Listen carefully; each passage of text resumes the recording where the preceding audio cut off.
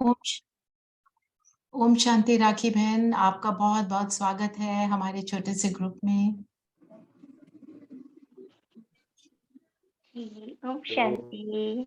ओम शांति, so nice to see you with अस।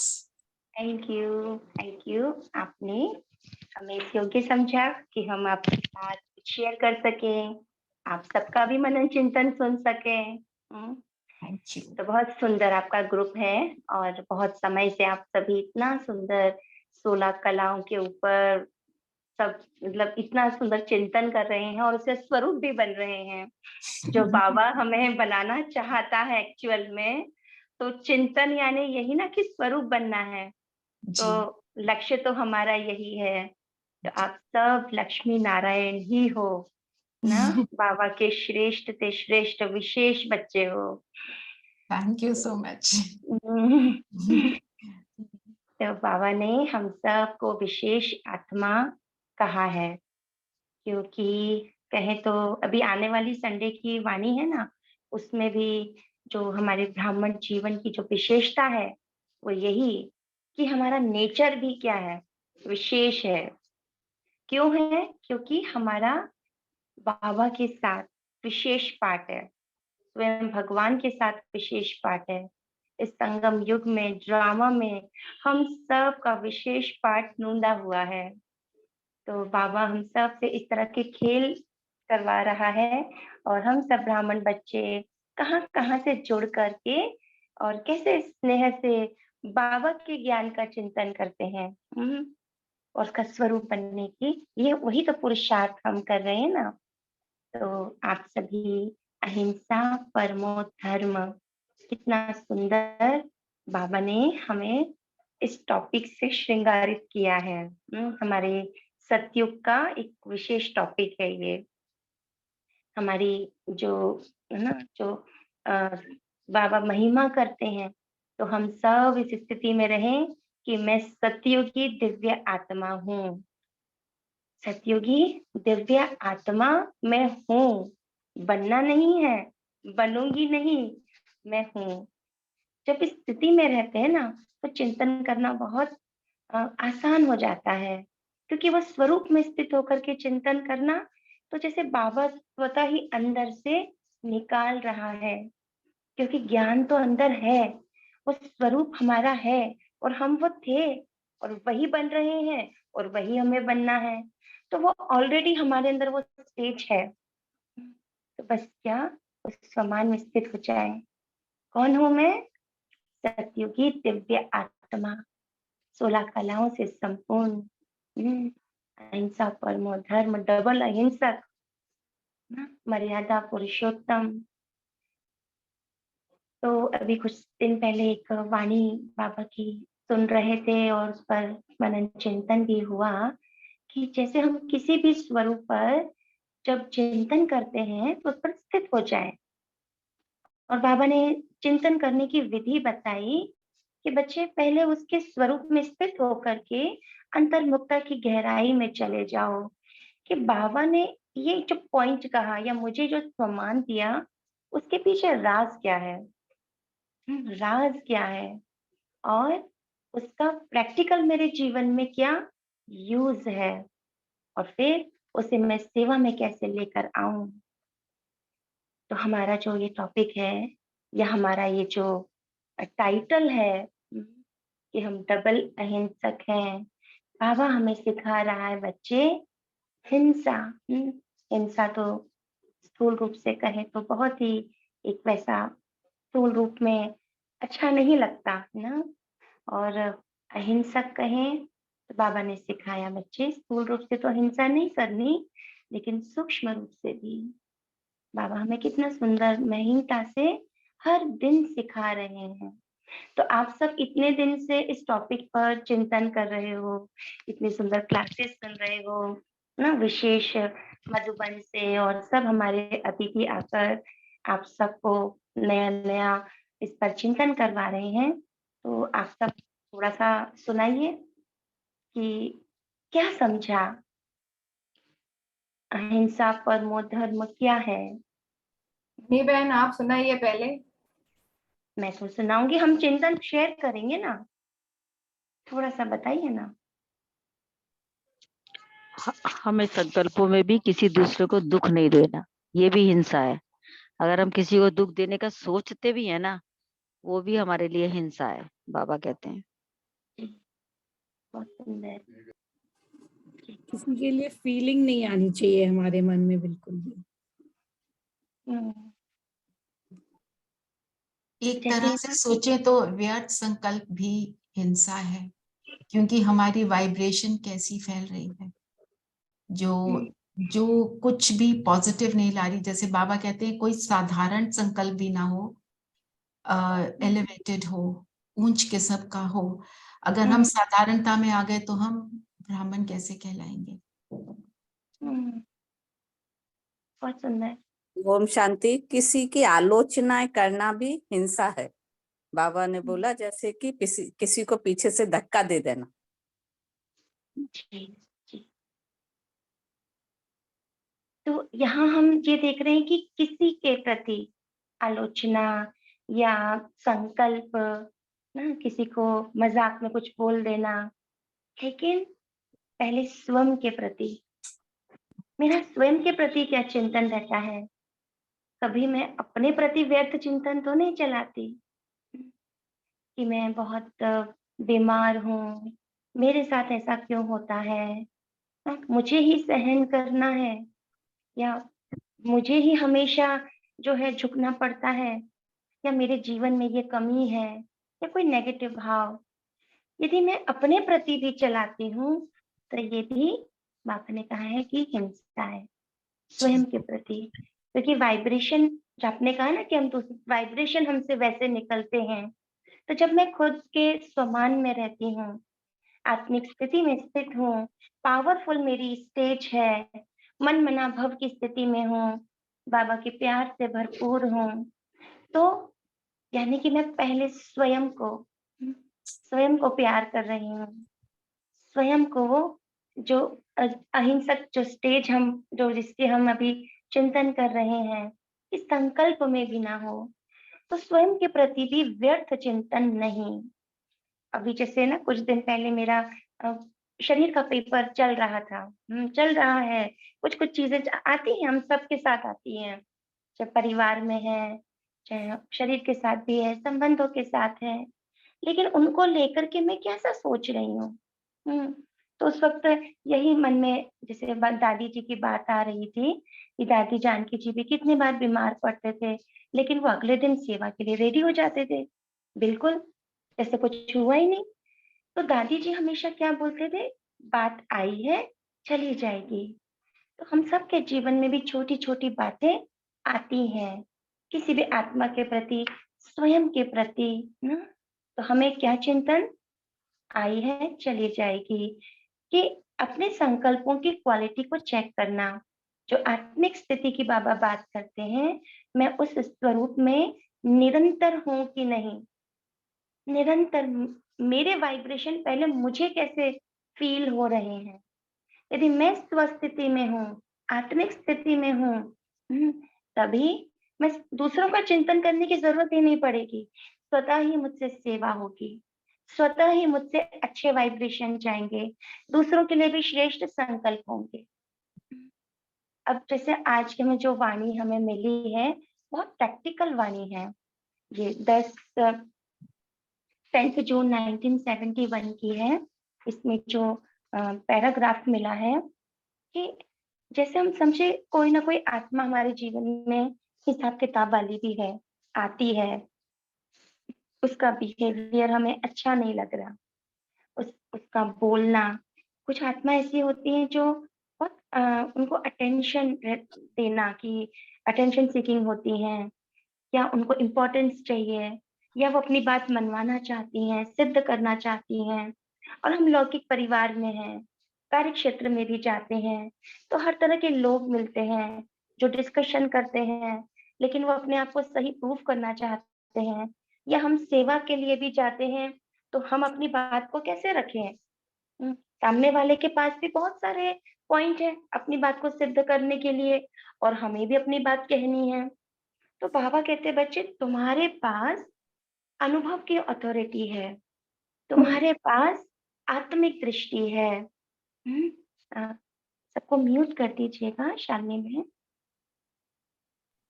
जी तो बाबा कहते हैं कि तुम्हारे पास जो अथॉरिटी है ना, वो दूसरों के पास नहीं है। कई बार हम सबके साथ होता है कि एक ऐसी आत्मा हमारे सामने है जो बहुत डिबेट कर रही है, बहुत ज्यादा उसको लगता है कि मैं सही हूँ, या वो उसके पास नॉलेज अच्छी है, सांसारिक नॉलेज भी है, बहुत सारी दलीलें हैं उसके पास। शायद हम जो कहना चाह रहे हैं वो उस पॉइंट को पकड़ ही नहीं पा रही, वो समझ नहीं पा रही, है ना। अब उस आत्मा को हमने पहली बार देखा, उसके ऐसे बिहेवियर को देखा, तो मेरे अंदर क्या चिंतन चला, मैंने उसे किस भान में देखा। उसका तो देह भान है, लेकिन मेरी स्थिति कैसी है, उसके प्रति संकल्प कैसे चल रहे हैं, ये चेकिंग। कई बार हम ये भी सोचते हैं कि मैंने कुछ कहा नहीं, मैं शांत रही, मैंने सहन किया, मैंने उस आत्मा को शुभ भावना भी दी, लेकिन फिर भी सूक्ष्म में कहीं ना कहीं कुछ चिंतन तो चला, संकल्प तो चले कि उसको इतने लाउड नहीं बोलना चाहिए, ये आत्मा तो कितने देहभान में है। कुछ ना कुछ हमें उसका वो जो नेगेटिव वाइब्स है ना, टच कर जाती हैं, लेकिन हमने उस वक्त तो उसे कुछ नहीं कहा। एक बार हुआ, फिर से वो आत्मा मिली, फिर से उसका वैसे ही बिहेवियर रहा, फिर से ऐसे ही 4-5 बार हम सबके साथ ऐसा कुछ ना कुछ किसी आत्मा के प्रति होता है। और एक समय ऐसा आता है कि वो आत्मा इतना ज्यादा हमारे साथ में सामने हाइपर होकर के बात कर रही है कि हमें लगता है कि नहीं, हमें इसको रिएक्ट करना चाहिए। फिर हम उसको कुछ ना कुछ सुना भी देते हैं। क्यों? क्योंकि उसके पीछे कहीं ना कहीं मेरे कहीं संकल्प थे। चाहे मैं शांत रही, सहन भी किया, चुप रही, लेकिन कहीं ना कहीं कुछ सूक्ष्म संकल्प थे। तो बाबा हमें याद दिलाते हैं, बच्चे तुम्हारा कर्तव्य क्या है। ऐसी आत्माएं आएंगी हम सबके लाइफ में, या अभी जो समय आ रहा है, हम कितने संबंधों में हैं, लौकिक में भी अलौकिक में भी, हम सबके सामने ऐसी आत्माएं आ रही हैं जो अपना कहते हैं विकराल रूप दिखा सकती हैं, जो हावी होने की कोशिश करेंगी। हमें क्या करना है, हम उस समय कैसे अपनी स्थिति को मेंटेन रखें। तो योग और ज्ञान हमें वो बल दे रहा है, हमारे अंदर वो शक्ति, वो अनुभव की अथॉरिटी जमा कर रहा है, ताकि मेरे उस स्वरूप के सामने वो आत्मा शांत हो सके, वो अपने आप ही समझ सके कि यहाँ मैं कुछ गलत जा रही हूँ। मुझे बोलने की जरूरत नहीं पड़े, लेकिन मेरे ही स्वरूप, मेरी स्थिति, मेरी मन मना भव स्थिति, पावरफुल स्टेज उस आत्मा को शांत कर सके। तो हिंसा क्या हुई? हिंसा ये ना, यदि वो आत्मा परेशान है, वो अपने संस्कारों के वश है, तो स्वयं को दुख दे रही है। उसे लगता है कि वो सामने वाले के सामने अपने आप को प्रूफ कर रही है कि वो सही है ना, लेकिन वो स्वयं को दुख दे रही है। अब मुझे उसे शांत करना है, उसके लिए मुझे भी तो उस डबल पावर के साथ उस आत्मा के सामने अपनी स्थिति को बनाए रखना होगा। तो बाबा ने हमको यही युक्ति दी है, योग युक्त रहना, युक्ति युक्त रहना, मन मना भाव स्थिति में रहना। गोपी दीदी जी एक एग्जाम्पल दे रही थी, मतलब उनके सामने ही एक बात हुई कि दादी जी के सामने एक भाई आया और बहुत जोर जोर से दादी जी को कुछ सुना रहा था, अच्छी तरह से बात नहीं कर रहा था। गोपी दीदी देख रहे थे, उनको अच्छा नहीं लग रहा था कि कोई दादी जी से ऐसी बात कर रहा है। तो वो भाई बोलता रहा, दादी जी बस ऐसे ऐसे करते चिल्लाती रही, सुनती रही, तो लेकिन कुछ कहा नहीं। और थोड़ी देर बाद वो भाई बोल बोल के थक गया। दादी जी बोली, कुछ और बोलना है?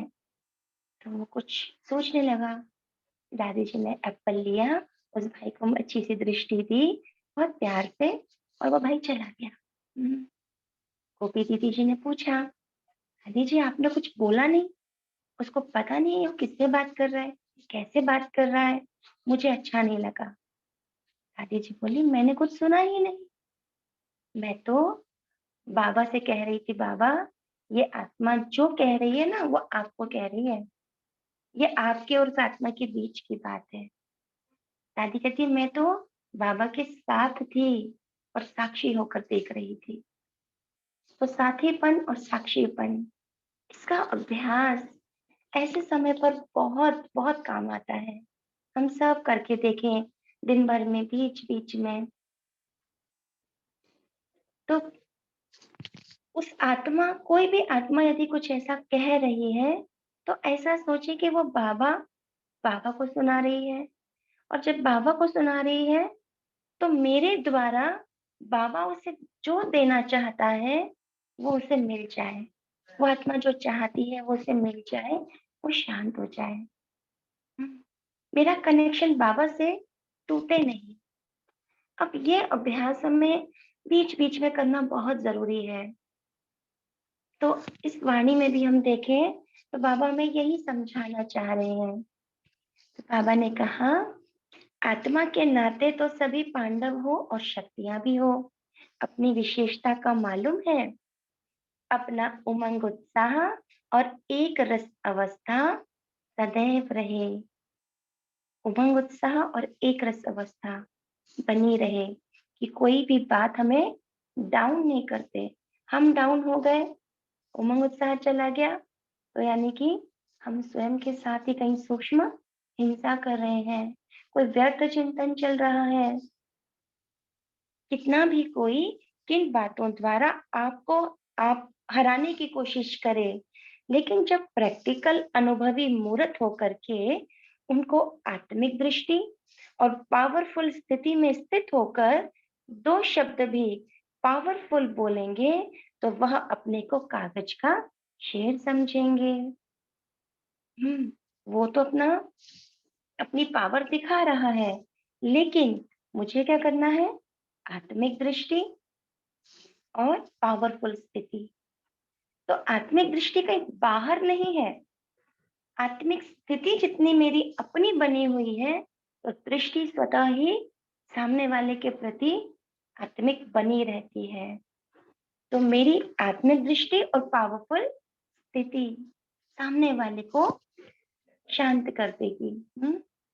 जैसे देवियों का दिखाते हैं ना कि सामने असुर विकराल रूप से सामना करने आते हैं, लेकिन उन्हों के आगे जैसे बिल्कुल पशु और बेसमझ बन जाते हैं। कितना भी बड़ा समझदार हो, लेकिन आपके अनुभवी मूर्त और आत्मिक दृष्टि के सामने बिल्कुल ही अपने को बेसमझ समझेंगे।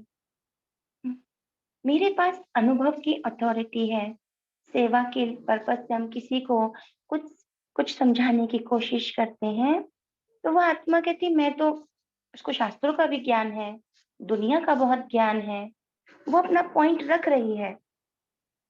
लेकिन हम जो कह रहे हैं ना, वो हम सिर्फ किसी का सुना हुआ नहीं कह रहे, हमने उन बातों को अनुभव किया है, ज्ञान को जीवन में उतारा है। फिर उस स्टेज में रहकर जब हम अपनी बात कहते हैं नॉलेजफुल होकर, अनुभवी मूर्त होकर के, तो उस आत्मा को लगता है कि कुछ है, कुछ वेटेज उस बात को वो देती है। तो शक्तियों के पांव के नीचे सदैव बहस दिखाते हैं, क्यों? कितना भी कोई अपने को सेंसिबल नॉलेजफुल समझे, लेकिन बहस बिल्कुल बेसमझ होती है, इसलिए शक्तियों के पांव के नीचे भैंस दिखाते हैं, क्योंकि वो बेसमझ होती है, यानी कि ज्ञान नहीं है। बनकर एक रूप आए और बन जाएंगे दूसरा रूप। शक्तियों का यादगार दिखाते हैं ना, असुर सामना करने विकराल रूप धारण कर आते हैं, लेकिन जब शक्तियों का तीर लगता है तो फिर दूसरा रूप हो जाता है।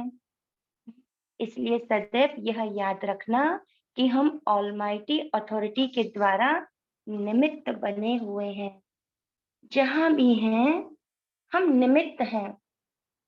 कोई आत्मा हमसे कह रही है, चाहे वो अच्छी बात भी है, हम परिवार में भी हैं तो भी सेवा अर्थ है।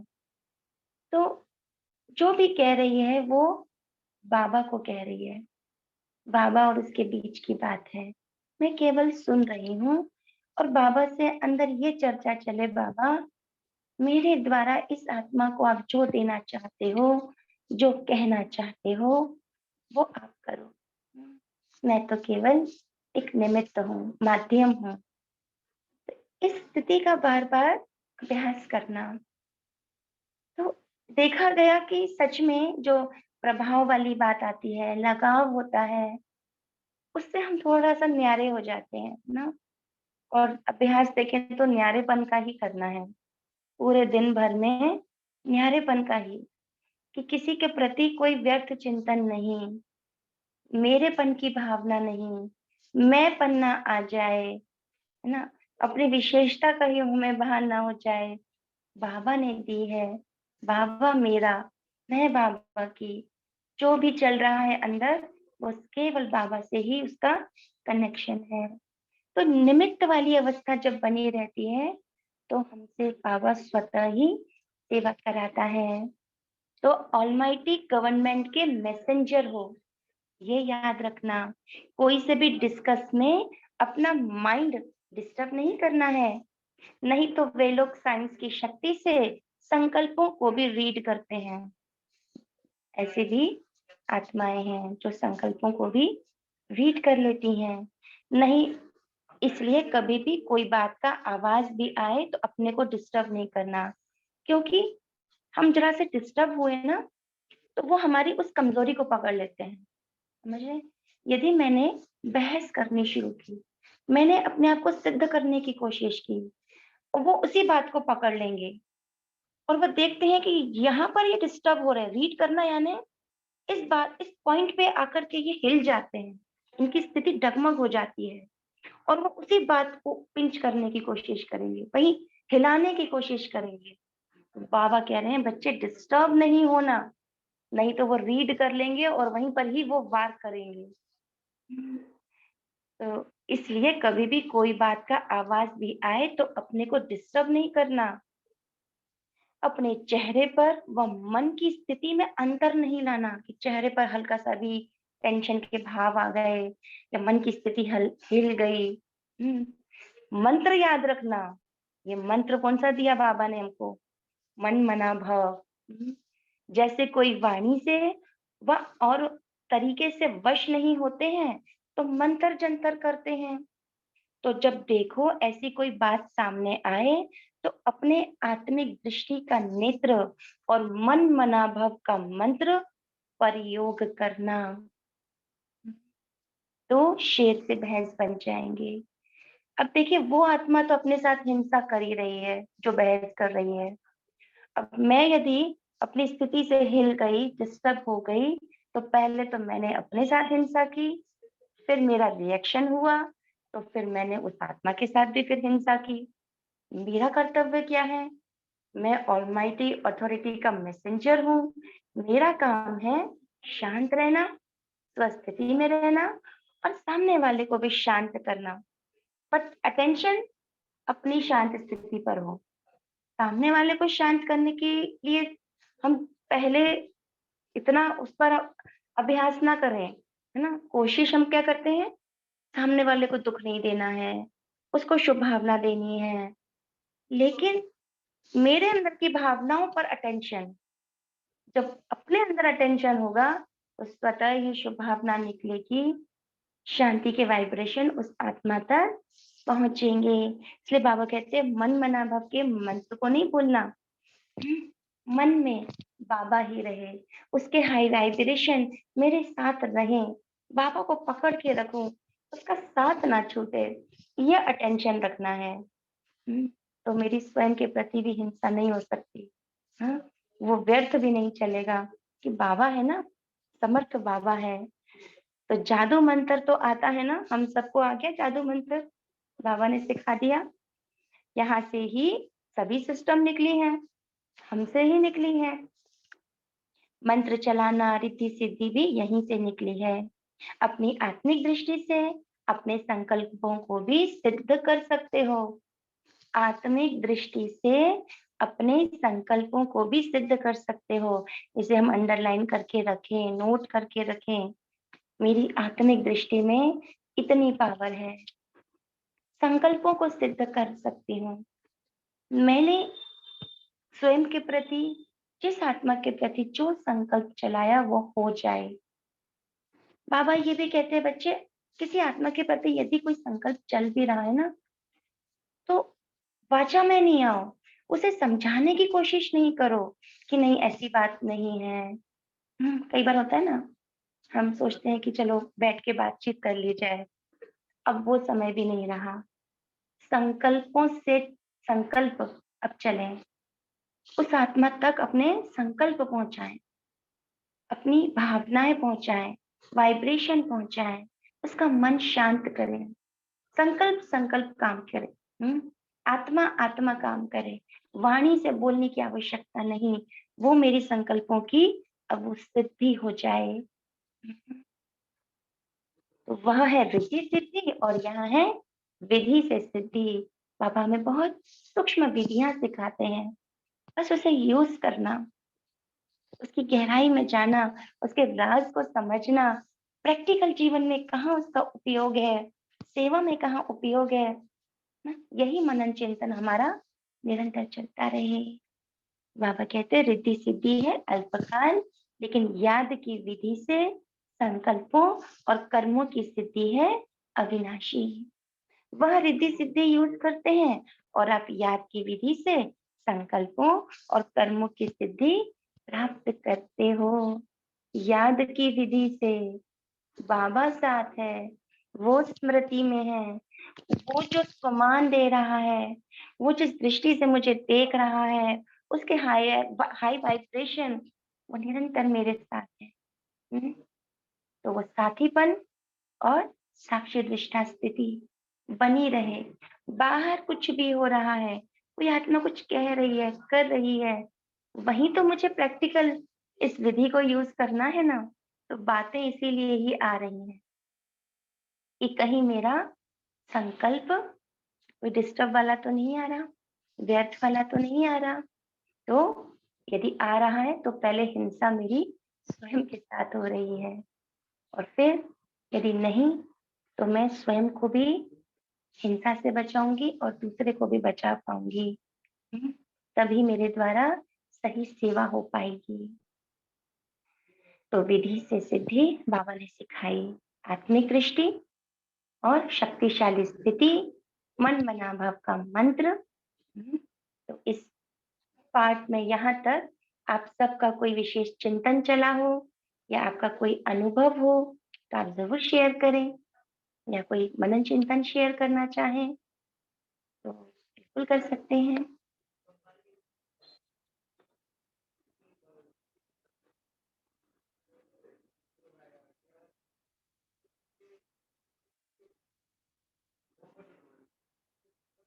कोई शेयर करना चाहेंगे? आपने पूरा क्लियर कर दिया हमको। सबसे बड़ी बात तो ये है जो मेरा जो चिंतन बस यही चला कि जब भी हम कोई भी बात बाबा की श्रीमत के अगेंस्ट कर देते हैं, हम कहीं पर हिंसा कर रहे हैं। हम जितना भी वो, जैसे बाबा ने आज बोला, सपूत बनकर रहेंगे तो उतना ही हम अहिंसक होंगे। जरा सा भी इधर उधर हुए, बुद्धि भी भटकती है तो फिर ब्राह्मण तो नहीं रहे ना। बस यही यही चिंतन मेरा रहा। बहुत अच्छा। जितना मर्जी हम उसको इलाबोरेट करते रहे अभी। बस ये ध्यान की स्वयं के प्रति कोई हिंसा नहीं, कोई व्यर्थ चिंतन जी नहीं। जी। मेरी स्थिति बनी है, वो मेंटेन्ड है ना, पावरफुल स्टेज मेरी बनी रहे, मेरी मैंने बना के रखी, बाबा साथ है, तो फिर स्वतः ही फिर दूसरों के प्रति बाबा सेवा का रहेगा। मैं कुछ नहीं करती, अब मैं तो माध्यम हूँ, मैसेंजर हूँ, बाबा कराता है ना? तो आगे आपका कुछ प्रोग्राम है? हाँ, एक मीटिंग है दीदी 9 to 9:15 तक। आप योग तो 2 मिनट कराएंगे तो ठीक है। ठीक है, 2 मिनट करते हैं फिर मीटिंग पे। ठीक है, म्यूजिक शेयर करना चाहें तो कर सकते हैं, बिल्कुल लो पर रखिएगा। बट आपका बहुत बहुत धन्यवाद हमारे साथ चलने के लिए। Thank you Baba, thank you आप सभी का।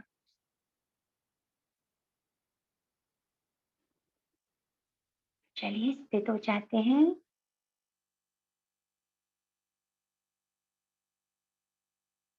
देखें अपने सत्य स्वरूप को और श्रेष्ठ स्वमान में स्थित हो जाएं। मैं सत्यों की दिव्य आत्मा हूँ। मैं विशेष आत्मा हूँ।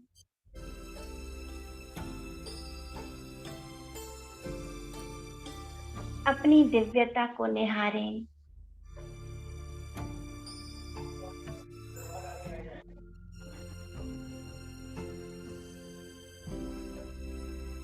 अपने भीतर की शांत स्थिति, एक रस अवस्था को महसूस करें।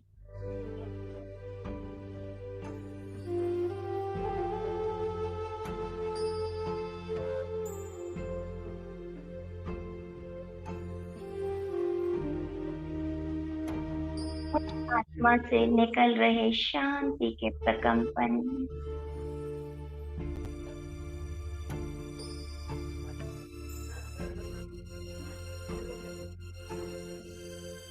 मेरे चारों ओर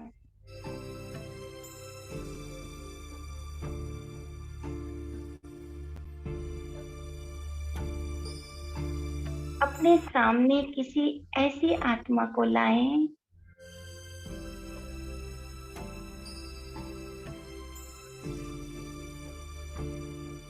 जिसे आप श्रेष्ठ संकल्प देना चाहते हैं।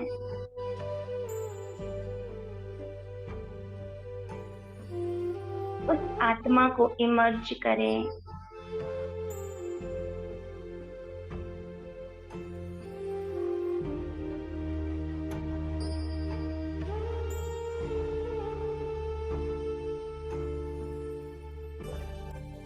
देखें उस आत्मा को पवित्र स्वरूप में।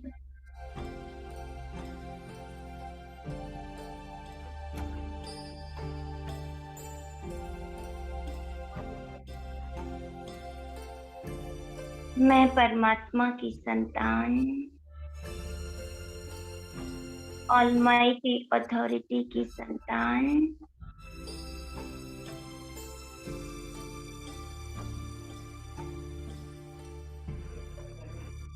अपने पवित्र स्वरूप में स्थित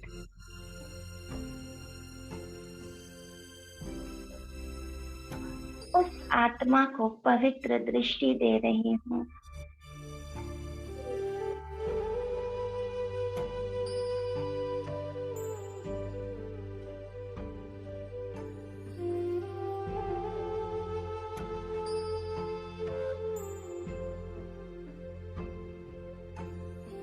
मैं बाबा के साथ पूरी तरह कंबाइंड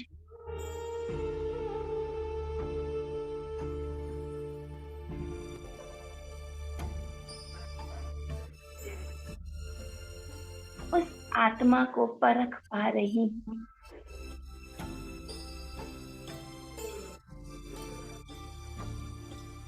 उस आत्मा को जो चाहिए,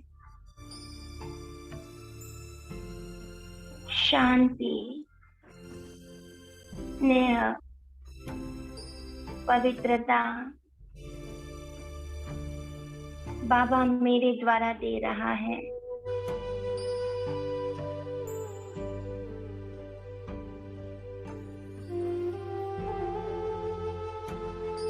वो आत्मा संतुष्ट हो रही है, भरपूर हो रही है, अपने ही पवित्र स्वरूप को अनुभव कर रही है।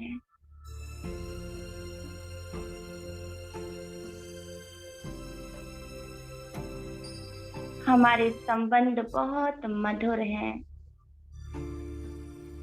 रूहानियत से भरपूर, पवित्र संबंध है।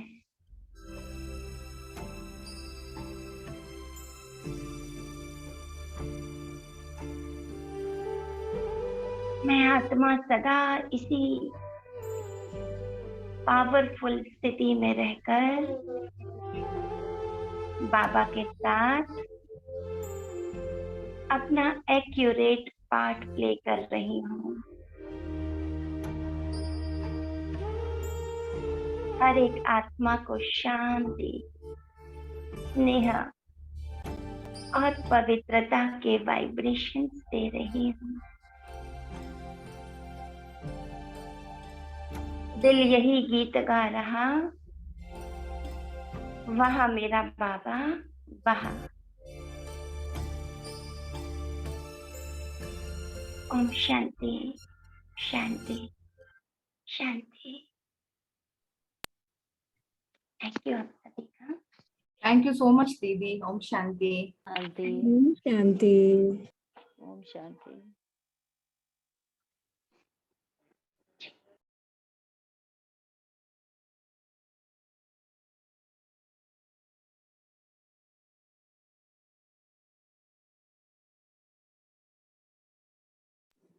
अविनाश भाई ने ज्वाइन तो कर लिया है। ओम शांति। ओम शांति अविनाश भाई। ओम शांति। जी, ओम शांति। जैसा आपको मैसेज मिला कि एक 10-15 मिनट आपसे बातें करनी थी, विशेष रूप से इस प्रोजेक्ट को लेकर के कि अभी 17 मार्च को ये हमारा हिंसा परमो धर्म का जो चैप्टर है वो कंप्लीट हो जाएगा और अगला प्रोजेक्ट वो अगली मीटिंग में ही होगा। तो तब तक हमें क्या करना है, तो उसी के बारे में आप लोगों से चर्चा करनी थी। हमारे मन में कुछ विचार आ रहे थे, तो हमें लगा पहले आपसे शेयर कर लेते हैं। हमारे पास 2 विकल्प हैं। एक तो ये कि हम नेक्स्ट वीक से हमारे जो ये 5 एट्रीब्यूट्स हैं आदि स्वरूप के, सर्वगुण संपन्न, 16 कला संपूर्ण, संपूर्ण निर्विकारी, मर्यादा पुरुषोत्तम, अहिंसा परमो धर्म, तो एक हफ्ते का इनका रिवीजन कर लिया जाए। एक ऑप्शन ये है, और जो हमारी क्लासेस चल रही हैं वो एज इट इज इन्हीं के ऊपर चलती रहे। दूसरा एक हमारे अंदर संकल्प ये आ रहा था कि